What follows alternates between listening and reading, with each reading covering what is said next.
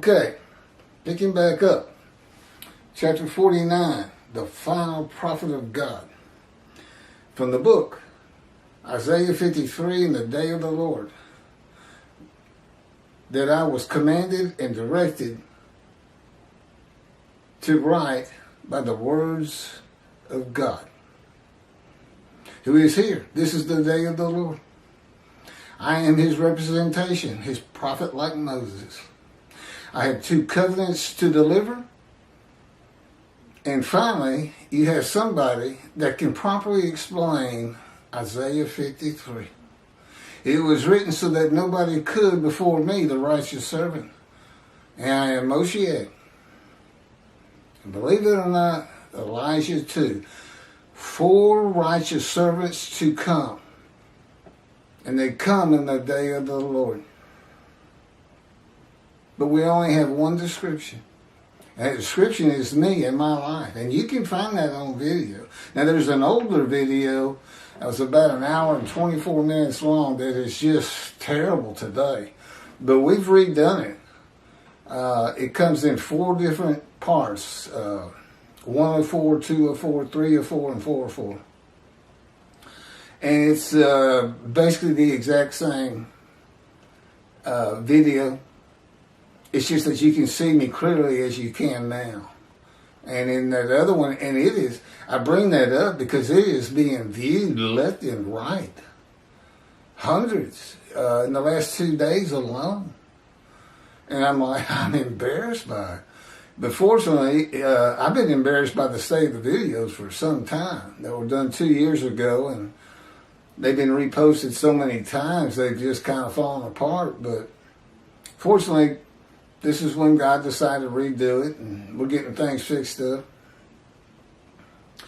This is called, and it's just the same as God, as the Orthodox Jews believe, dictated the Torah to Moses. You know, it contains information, Genesis, Leviticus, Numbers, Deuteronomy, that Moses couldn't know. He would have had no clue. I mean, he grew up in Pharaoh's house. I mean, he wasn't, I don't know what kind of education he got, but it was an Egyptian education with knowledge of their gods, I suppose. But it's the same with me. God gave Moses 3 proofs. He's given me 3 proofs. This is foremost the greatest of my proofs. These 2 books, he also dictated to me the life of God's righteous servant of Isaiah 53. That's me. It's my life. And it's to show how I fit the verses of 53. Oh, God also had the rest of the Hebrew Bible, answer Torah, written by men at his command and direction. Dictation, if you will. The entire book is his. And I can, and there's videos I've already done where I absolutely verify that. Because there's some books that come together and it would have been impossible for the writers of their own to put it together as it needed to be, so that we with certainty would know this is the day of the Lord, and we do. 4 righteous servants to come, 2 covenants to be delivered, just as Moses delivered the first one. Is what's occurring, and that takes care of the last of the unfulfilled prophecies of God in the Hebrew Bible. I don't know if he plans on writing again. He really doesn't tell me what's going to happen next. The final prophet of God.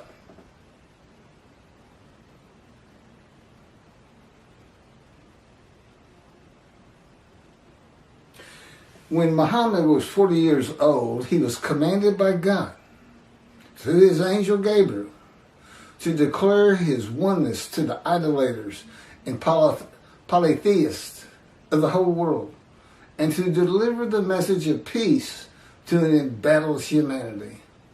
In response to this command of heaven, Muhammad launched the momentous program called Islam, which was to change the destiny of mankind forever.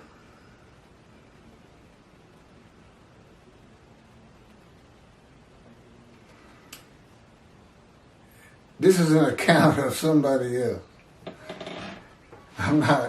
It's not my opinion that all this is correct. He was in Hira when one day the Archangel Gabriel appeared before him and brought to him the tidings that God had chosen him to be his last messenger to this world, and imposed upon him the duty of leading mankind out of the welter of sin, error, and ignorance into the light of guidance, truth, and knowledge. I'm the last messenger of God. And when you tell that to a Muslim who practices Islam, and they all do, get ready to start running. They have it etched on all their mosques. Muhammad, the last messenger and prophet of God. No, he's not. There's somebody to talk about this story we have here. He was in here when one day... Okay, I got the...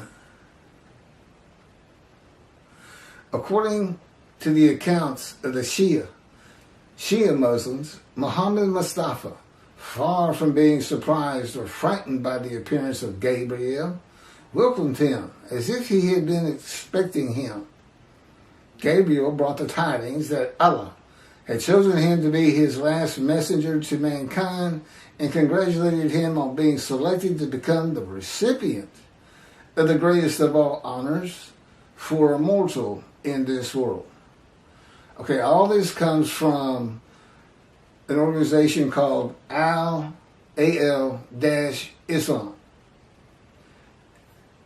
entitled The Birth of Islam and the Proclamations by Muhammad of His Mission. Muslims believe that the Quran was orally revealed by God to the final prophet Muhammad through the Archangel Gabriel, incrementally over a period of some 23 years, beginning on December 22nd, 609 Common Era, when Muhammad was 40, and concluding in 632, the year of his death. Muslims regard the Quran as Muhammad's most important miracle, a proof, here we go again, of his prophethood. Moses, a prophet, God spoke to him. That's what being a prophet is. God, you can speak to God and God speaks to you. And we know it was because of the Torah. And now we know that all of your prophets, Jewish people, in the book of the prophets, because they all say they talked with God and God talked with them, they wrote God's words. They were all prophets. And, you're correct, put them in the book of prophets. And they were also men in divine beings. Because, you can find that on other videos what that means. We've gone over it a dozen times easy.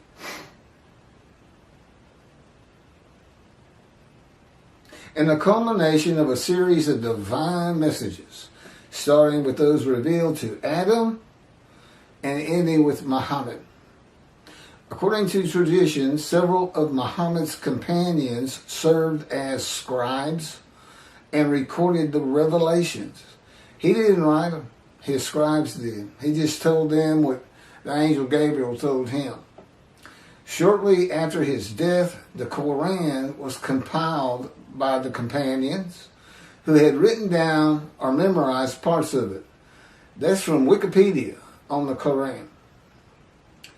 In the writing by Al-Islam, it is said that Muhammad was in Hira when one day the Archangel Gabriel appeared before him and brought to him the tidings that God had chosen him to be his last messenger to this world. God chose his last messenger long before the time of Muhammad in Hira, in Malachi 3.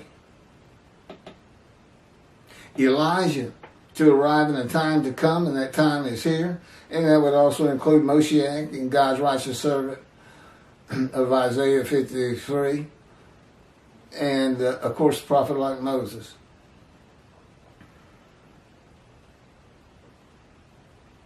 Deliver two covenants.